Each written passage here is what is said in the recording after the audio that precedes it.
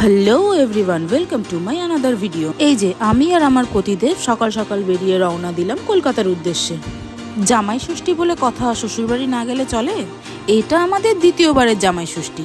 যেহেতু আমাদের প্রথমবারের জামাই ষষ্ঠী বিয়ের ঠিক 2-3 মাস পরেই ছিল, তাই ও অফিস থেকে ছুটি নিতে পারেনি। কিন্তু ও বলেছিল এইবার ষষ্ঠীতে বেশ অনেক দিনেরই ছুটি নেবে। সেই মতো 2 মাস আগে থেকে ট্রেনের টিকিট কেটে সব প্ল্যান রেডি করে রেখেছিল। যখন ও ছুটির জন্য অফিসে অ্যাপ্লিকেশন দিতে যায়, তখন অফিসে কাজের প্রেশার বেশি থাকার জন্য ওর ছুটি অ্যাপ্রুভ করে না। এই যে গল্প করতে করতে আমরা স্টেশনেও পৌঁছে গিয়েছি। স্টেশনের নাম ঈদগাহ আগ্রা জাংশন। আমরা বেরিয়েছিলাম সকাল 7:30টায় আর স্টেশনে পৌঁছাই 7:45টায়। আর আমাদের ট্রেন ছিল 8:30টাতে। আর বাকি সময়টা আমরা তাই স্টেশনেই অপেক্ষা করলাম। হ্যাঁ, ফিরে যাই এবার সেই ছুটি টপিকে। ওর ছুটি তো অ্যাপ্রুভ করলো না। তারপর অনেক রিকোয়েস্টের পর মাত্র 3 দিনের জন্য ওকে ছুটি দিল, যাতে ও আমাকে রেখে আবার ফিরে আসতে পারে।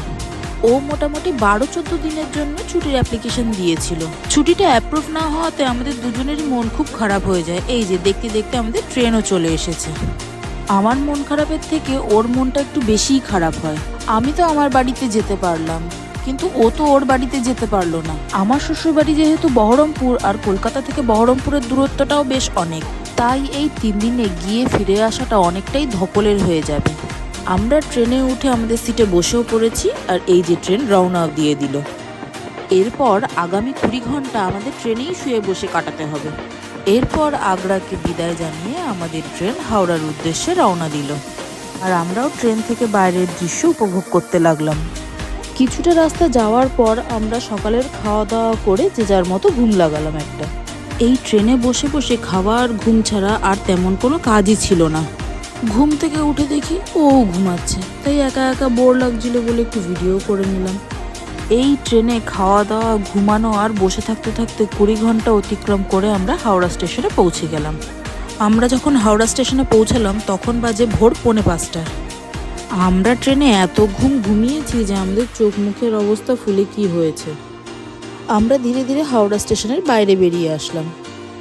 ও যেহেতু আগেই ক্যাব বুকিং করে রেখেছিল, তাই আমরা হাওড়া স্টেশনকে পেছনে ফেলে ক্যাবের দিকে রওনা দিলাম।